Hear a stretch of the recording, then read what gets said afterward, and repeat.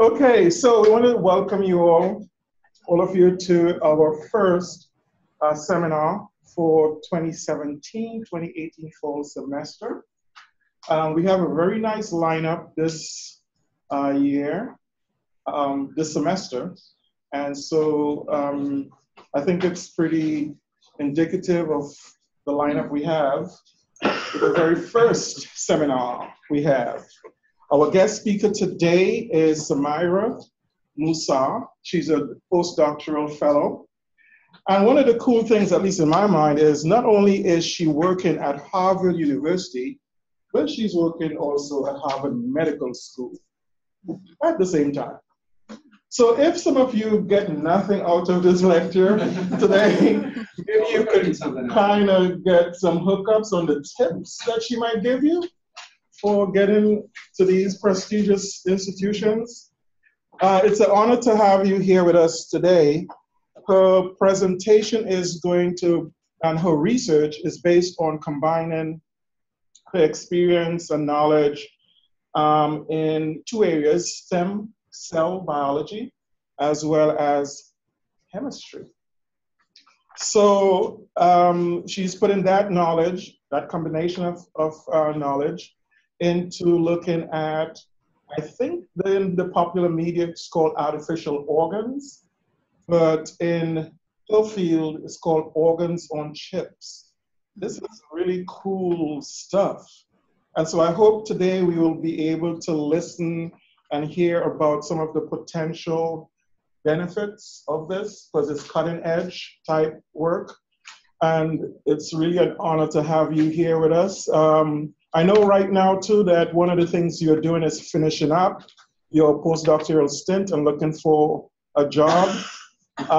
My sense is that jobs will come looking for you. So we hope you all the best in that as well.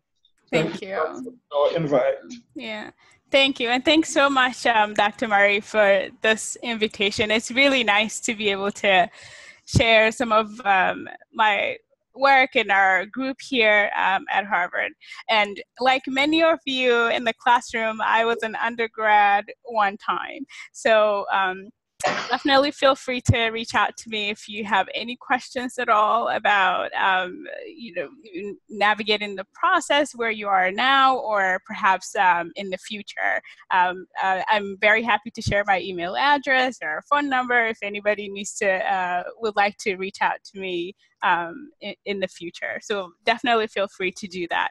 So the story I wanted to share with you today really was inspired by the need for in vitro systems that can recapitulate human organ function. And the strategy I took in this particular work was basically to take, shown here, pluripotent stem cells, so stem cells that have not committed to any specific tissue in the body, but they still have the potential to essentially become just about any tissue. And so what I did was to provide them the signals that they need to differentiate into a special type of cell in the kidney called podocytes, shown over here. And then to engineer an in vitro model of the human kidney organ, I basically integrated these cells into a device called it's a microfluidic device that we call organs on chips, which I would provide details on later. And then including multiple cell types in the device enabled us to engineer a functional model of glomerular capillary wall, which is a key site for filtration of blood in the kidney. So just to kind of give you some overview of what some of our goals here is to basically someday be able to develop mimetic organs, devices essentially that mimic different organs in the body.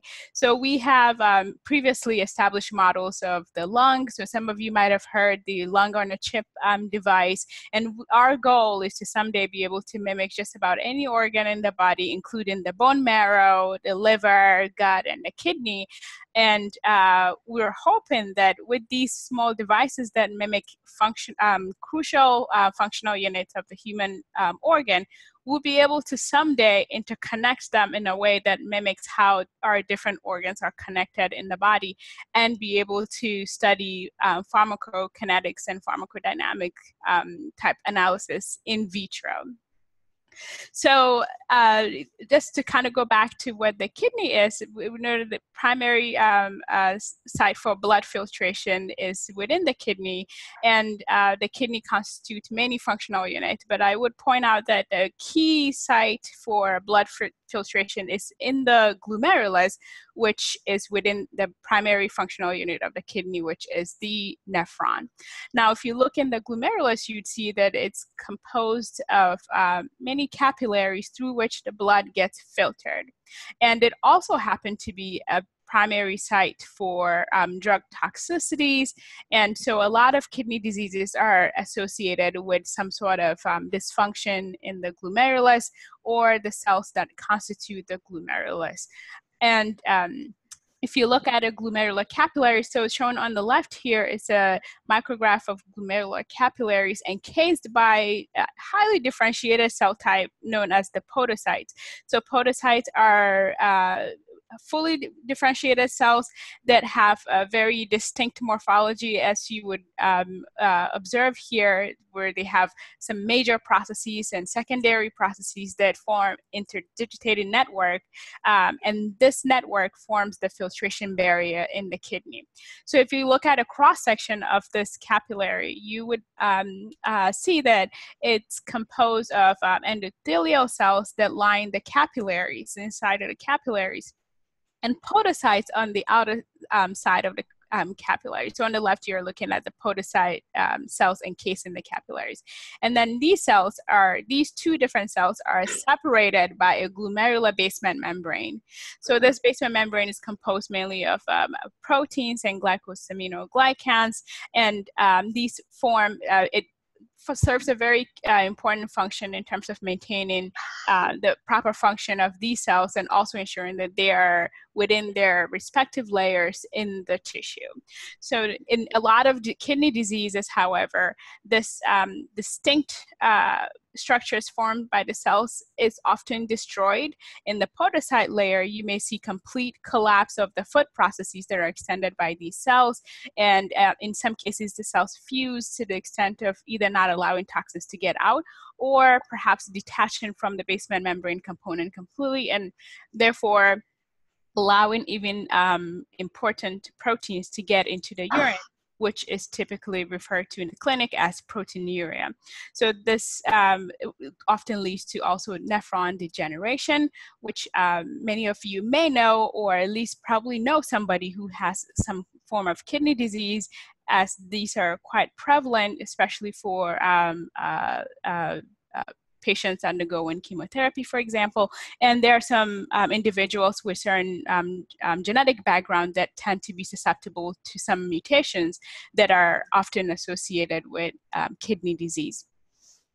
So in trying to develop a model, you can imagine that having a model to understand how these diseases occur or progress can help advance therapeutic discovery. However, animal models are typically used for these kind of studies. It turned out, though, that oftentimes animal models fail to predict human biological processes. And so we basically are sort of at a loss in terms of having very good representative systems that would allow us to recapitulate some of the key functions of the human organ. So I point out just some of the critical, some of the challenges that we have, that is the lack of in vitro models that can more closely mimic human biological processes. And so in order to address that challenge, we have to have a source of human cells, functional human cells, that would allow us to develop these models. And then the other is to also have a cell culture system that could recapitulate some of the key functional aspect of the kidney. So the kidney is very cleverly designed and is very intricate. So you can imagine that if you have very simple cell culture systems, such as tissue culture dishes, for example, they often cannot mimic many of the complexities of the kidney, where you typically have mechanics playing a role in cell function, as well as fluidic flow and even the flow of blood, for example. So the goal of my project is really twofold. One was to develop a method that would tell stem cells to become a important cell type in the kidney called the podocyte. And then the second is to be able to integrate these cells into an engineered system that would allow us to mimic human organ function. So to do this, I turned to stem cells. The reason I used pluripotent stem cells are basically mainly either induced pluripotent stem cells or embryonic stem cells. These pluripotent cells can be derived from just about any somatic cell type. So for example, your skin cells can be introduced, we can introduce specific transcription factors into your skin cells and then transform them so that they acquire characteristics of the pluripotent state, which is really characterized by the ability to self-renew, and that is they can multiply, make more and more of themselves. And then the second advantage of these cells is the ability to differentiate into just about any organ type. And I've shown just a few examples here, such as neurons, hepatocytes, or cardiomyocytes. So you can see on the slide that there have been methods for deriving many different cell types in the body from pluripotent cells. But when I embarked on this project, there were no methods for derivation of the functional kidney cells that we needed in order to pursue this project. So that was why I started by trying to develop a method to tell the cells to become the cells that we wanted. And so I drew inspiration from how the kidney naturally develops. And in a developing kidney, you would have the zygote go into the inner mass cell and epiblast. So in pluripotent cells, especially induced pluripotent cells, are considered to be equivalent to the epiblast stage. Now, these cells can then be induced to differentiate into the three embryonic germ layers, which constitute ectoderm, mesoderm, and endoderm. Now, almost every cell type in the kidney is derived from the mesoderm layer. So you can imagine that being able to drive the cells down this path could give us more control over what they become. And that's essentially the strategy I took, was to first tell the cells to find a way to tell the cells to become mesoderm cells, and then try to identify additional factors that would eventually drive them into the kidney lineage.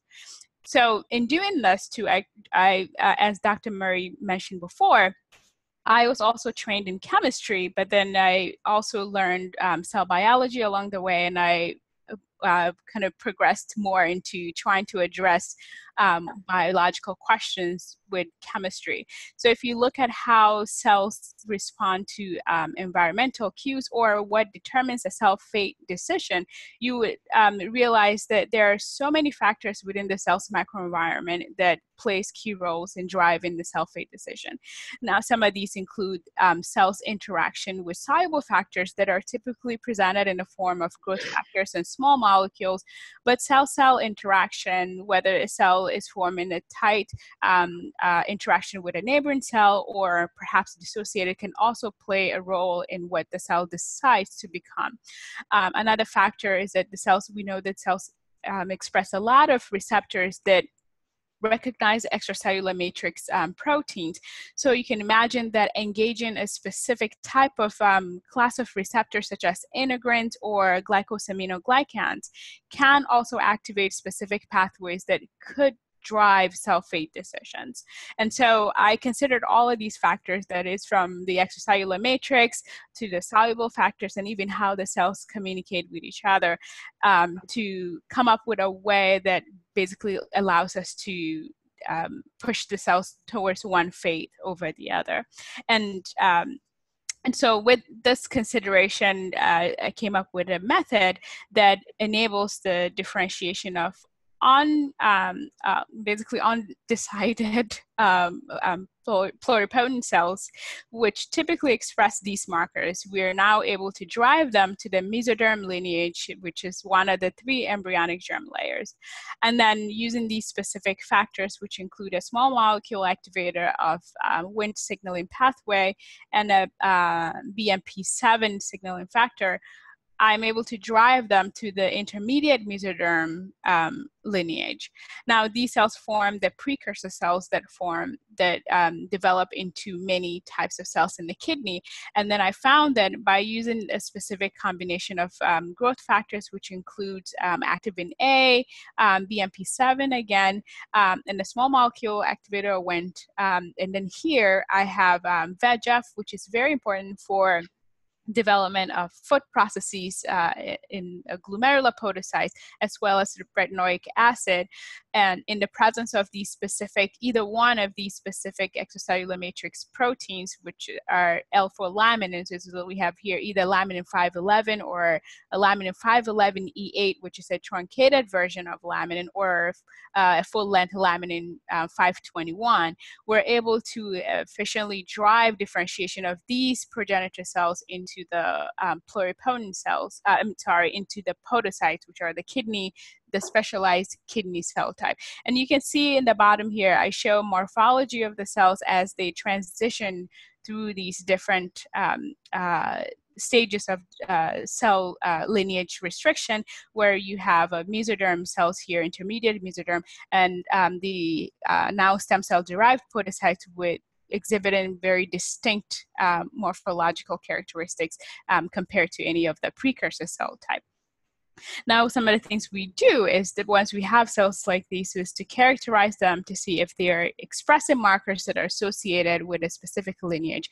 And we found that the cells express proteins such as nephrin, Wilms tumor 1 protein, and podocin, which are all markers characteristic of glomerular podocytes, and also an associated marker, which is apolipoprotein L1.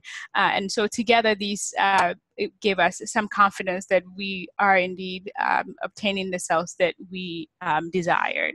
Now, one issue in the stem cell field is that typically when you try to drive differentiation, because the cells can go down over 200 different paths, or they can differentiate into over 200 different cell types, it's often very challenging to actually to drive them down a specific pathway with high efficiency. So we wanted to see how efficient our strategy would be.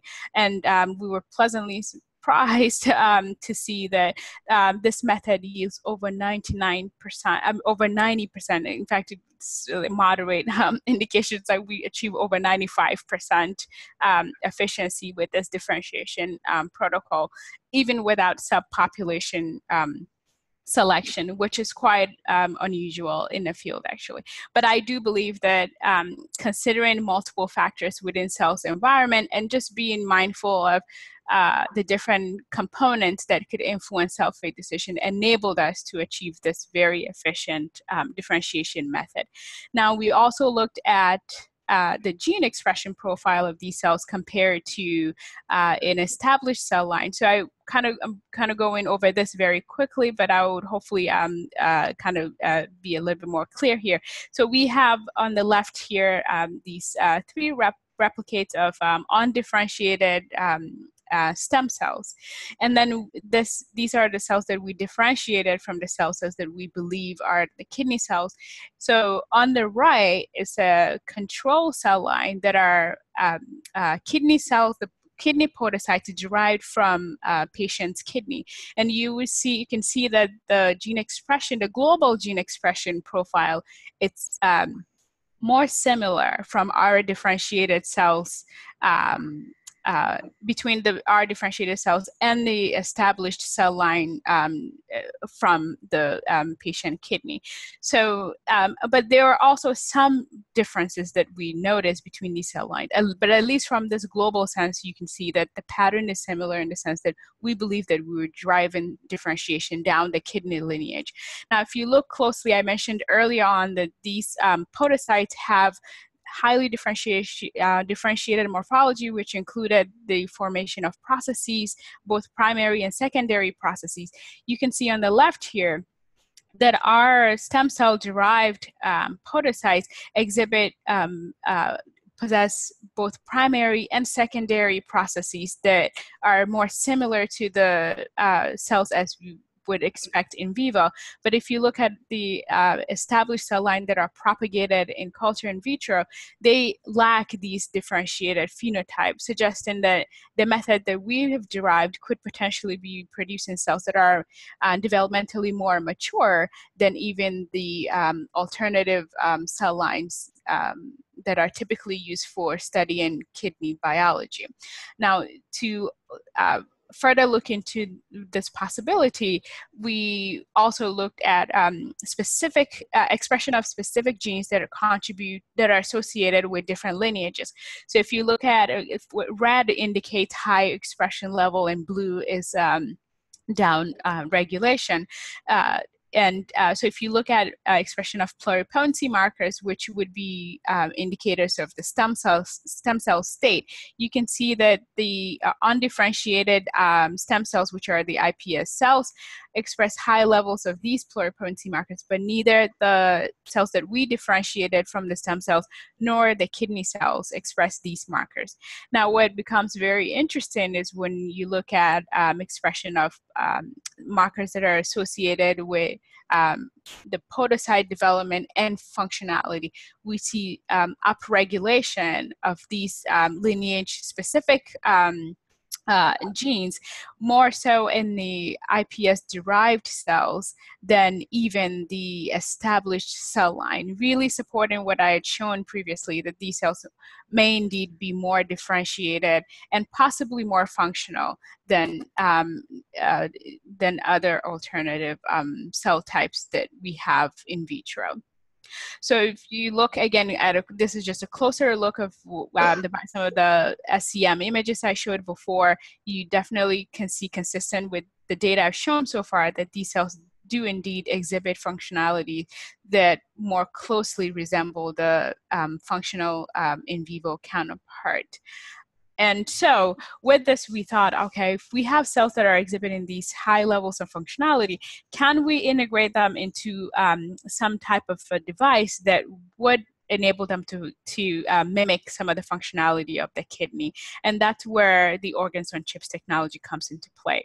So on the top left here, I showed you this image before as a cross-section of the glomerular capillary. So in trying to design a device, we had to consider which aspect of the kidney or the subunit of the kidney we're trying to mimic is most important. And in this case, we wanted to be able to establish that filtration barrier.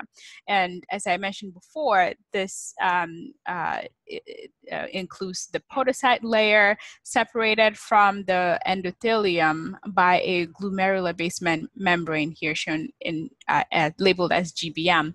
So to design a material that mimics this feature, we imagined some type of a membrane that would allow us to culture or differentiate the stem cells into podocyte on one layer, and then introduce some primary glomerular endothelial cells on the other side. Now, if you can imagine that if we have a fluidics channel on both the top and the bottom, we can then mimic the urinary compartment of the kidney, and then on the other side, we'll be mimicking the capillary channel of the kidney. That's where blood would flow. So we then came up with a design, and this is an actual picture of the microfluidic device, and the schematic showing a cross-section of it where you can see that we have two channels that are separated from each other by a porous, flexible PDMS membrane. Now, the whole device is made from PDMS, and the membrane is also made from PDMS that is thin enough that is flexible.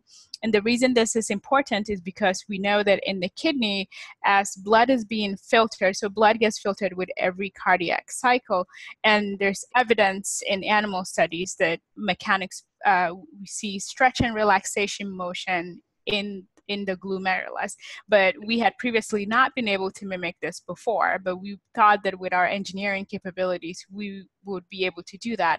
And the way we designed this device to allow us to do this to basically test this stretch and relaxation motion is also to include vacuum channels on each side of the device. And so by applying vacuum to these channels, we're able to then stretch and relax the device much as the glomerulus would. So what I did next is then to differentiate human iPS cells into the kidney podocytes within the device, and then culture on the opposite side of the membrane endothelial cells. And you can see that if we have just simply media flowing, the cells, we do get differentiation, but certainly when we include mechanical stretching, we do see a better survival of the cells and higher levels of expression for podocyte markers, all indicating that the mechanical stretch plays a role in the differentiation of the cells on the chip. And this is a feature we would never be able to see if we had just used a typical cell culture substrate, such as tissue culture plates. Now, shown here is just a quantification of expression of markers. So you can also see that within this device, we are able to test a lot of parameters. And one condition that we tested was essentially differentiating the podocytes in one layer without the endothelium. And then in another condition, we have both the iPS cells differentiated into the kidney podocytes, and then on the other side, the endothelial cells. And we found that the presence of the endothelial cells also make significant difference in the levels of nephrin, which is a marker of the podocytes, really suggesting that formation of that tissue-tissue interface can influence development of these cells. And here I'm showing you a 3D reconstructed image from confocal microscopy showing a device that was cultured either with or without mechanical stretch and relaxation motion. And it was interesting to see that in both cases, you actually do have both the podocyte layer shown here in green and the endothelial cells are in magenta. You can see that the cells do stay in their respective layers.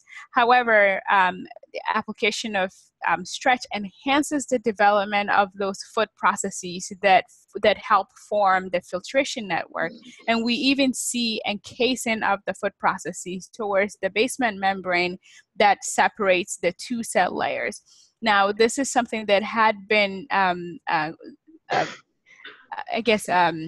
speculated to happen in vivo, but we hadn't really been able to systematically look at it and to actually see that mechanics plays a role in the development of these processes and their interaction potentially with neighboring cells was quite interesting. And it really supported our argument now that mechanical strain then produces structures that more closely mimic the normal tissue-tissue structure and interface of a functional kidney glomerulus.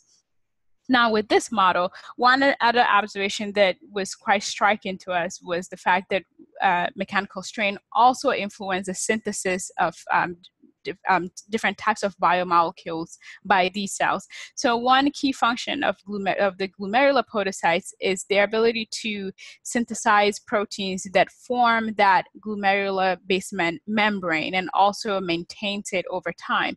So we noticed that if we applied, in the case where we don't, so we have here the podocyte layer and then the endothelial layer. If we don't apply strain, you see that both cell types produce, in this case, we're staining for collagen 4 extracellular matrix protein. Both cell layers produce this protein. However, the application of mechanical strain kind of skews the balance so that the podocyte layer become the the key contributors of collagen 4 to the basement membrane. Now, this was quite significant because it is consistent with how the kidney functions and develops. So as a kidney matures, the synthesis of collagen 4 becomes more and more the job of the podocytes rather than the endothelial cells. And so this suggested that we essentially have an in vitro model that mimics a functional kidney glomerulus. And shown here is just a quantification of what I just described. Yeah. So with this model now, we wondered if we know that the primary function of the kidney is filtration of blood. So that if you have some toxins in your blood, for example, you would hope that your kidney would be able to remove that into the urinary channel and hopefully keep important proteins such as albumin in circulation within the vascular channel. So we wondered if these devices with the fluidic channels that we have can recapitulate some of these differential filtration of molecules. So we introduced two types of molecules. One is inulin, which should be cleared by the kidney, and albumin. It's important and should be maintained within in the vascular channel. So I'm showing you here basically the clearance of molecules from the vascular to the urinary channel. And you can see that albumin is retained in circulation within the vascular channel, whereas inulin gets excreted into the urinary channel, much as you would have happen in a normal functioning kidney. So this was quite exciting to us. And we also observed that the cells secrete components that are important for maintaining homeostasis in the kidney and other bodily functions. But perhaps one interesting application we were hoping to use these chips for was to model disease and test drug toxicities, because we know that animals don't always respond to drugs the same way that humans do. So having a system that more closely mimics human organ could potentially serve as a better platform for testing drug susceptibility in human tissues. So one particular drug that I tested in this model was adriamycin. So adriamycin is often administered to patients undergoing chemotherapy, and it's known to induce damage in their kidneys. And it's also believed that podocytes are much more sensitive to adriamycin than a lot of different cell types in the body. So it was quite interesting for us when we introduced this drug to see that the human stem cell derived podocytes were responded in a much more sensitive way to this drug than the endothelial cells. So you can basically see the podocytes dying off much quickly than the endothelial cells were. And then noticeably, the differential expression that I mentioned, removal of molecules that I described before, where inulin was being removed and albumin being retained, no longer exists. So basically, you're losing introduction of this drug at different concentrations. Basically, this damages this glomerular capillary wall barrier. So the cells we are seeing effacement of the foot processes and also detachment or delamination of the podocytes from that filtration barrier that we created, which leads to loss of protein into the urine, which essentially proteinuria. Now, another aspect of glomerular function that we had not been able to examine in vitro is how these the processes that these cells develop are specifically affected by this drug. And now with this system, we're able to observe this in vitro. And so in this particular example, we have a non-treated podocytes cultured within the microfluidic device, extending processes, both primary and secondary processes. However, treatment of a clinically relevant dose of adriamycin leads to effacement of the food processes. And this is just a cell type that didn't even detach, but at a certain concentration, you would have almost complete delamination of the cells from the device, more as it would happen in kidneys of patients exposed to this drug. So the ability to now have a system that could recapitulate not just the function, but also specific drug responses for us opens up a lot of opportunities to explore so many aspects of kidney biology and human physiology that we couldn't really address before. And so I really hope that I've convinced you that we now have a defined method that's very efficient for deriving functional kidney podocytes from human-induced pluripotent stem cells. And I showed you an example where we integrated these cells into a microfluidic device to recapitulate the structure and function of the glomerular filtration barrier. Now, I'm not sure why this video is not playing. It's normally supposed to just play automatically, and when we tested yesterday, it did too. But I'm not sure if you see it, and I don't, but yeah.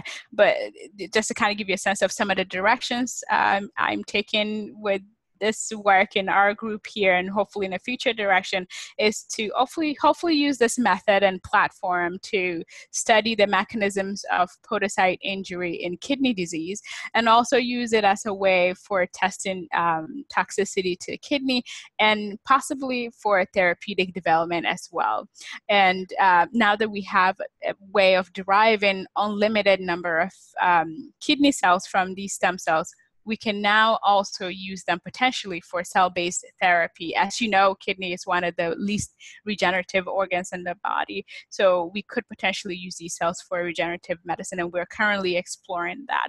And we also have a major engineering effort to potentially use these or integrate these with 3D printing technology, as well as our own microengineering capabilities here, to someday develop a functional model of a kidney that could potentially be used for organ transplantation. Yeah, so with that, I would end, and I guess this is just an image from some of our initial efforts in terms of trying to develop some of the capillaries within the kidney.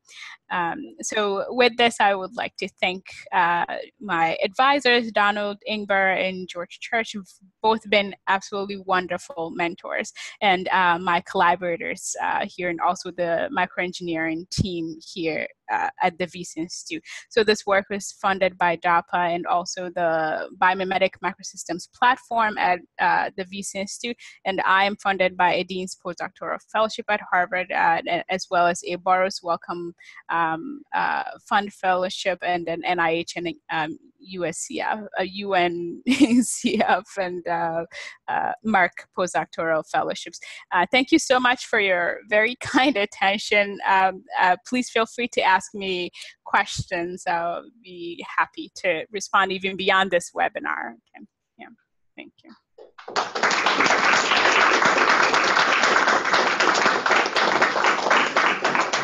So state your name and then ask the question. I can begin. I have a question. Do you know if it's an ongoing research where people are systematically studying the effect of different small molecules with stem cells? Is there like work going on and rules and guidelines being developed?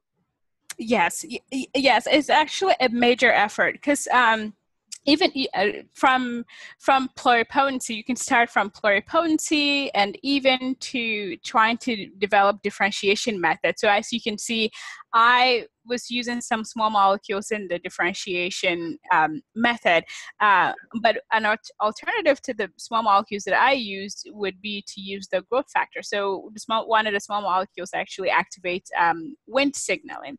Now, the reason I preferred the small molecule is because it's shown to be more potent for activating that pathway than the protein.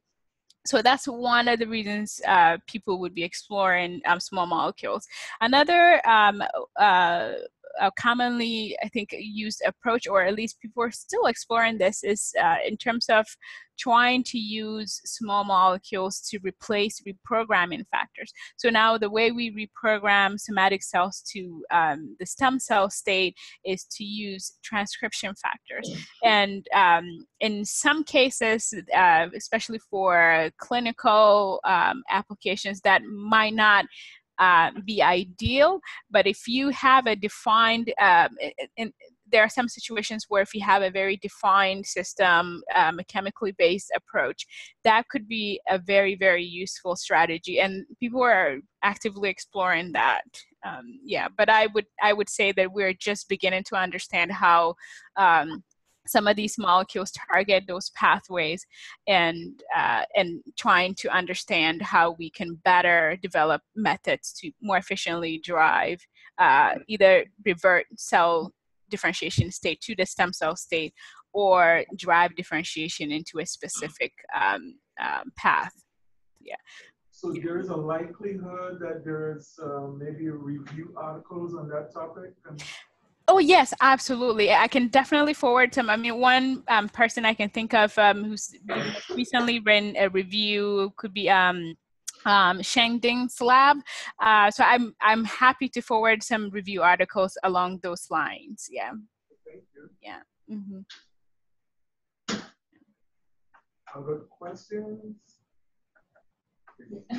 My name is Lauren, and I was wondering what other organs you might consider doing this type of research on in the future. Hi, Lauren. Yeah, good question. So we, as you can, I'm sure you can imagine, developing each organ actually comes with its own challenges.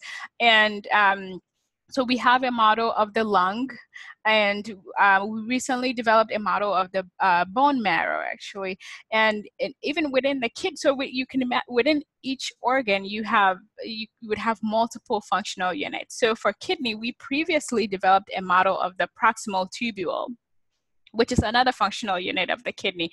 But we had not been able to develop the glomerulus, which is actually the primary site for blood filtration. And part of the reason we had not been able to accomplish that previously was because of the lack of a functional cell type. So now with our method for deriving the kidney podocytes, we're now able to, that basically enabled establishment of this model of the glomerulus.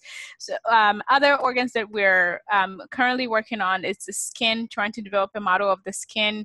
There's another student I'm working with trying to differentiate stem cells into trophoblasts so that we can develop a model of the placenta. So we are basically thinking about this. We're trying to tackle just about every organ in the body, and really we already have some preliminary results from trying to interconnect these organs. So you can imagine maybe your different organs being connected to each other, just like they are in your body, so that we can watch the movement of molecules or even therapeutics as they go through these organs, and whether things get metabolized the way they should, and or excreted when they get to the kidney. So that type of physiologically relevant studies, we're now able to pursue those all in vitro, and I think that's quite unprecedented.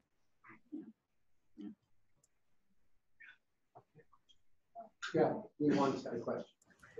Hi, I'm Yewan, and I was just wondering what like the primary function of like this whole organ on a chip would be, because I know you mentioned towards the beginning of your presentation that testing on animals isn't really effective because it doesn't show the same effects on humans. So would that be your primary, reason for this whole organ on a chip thing?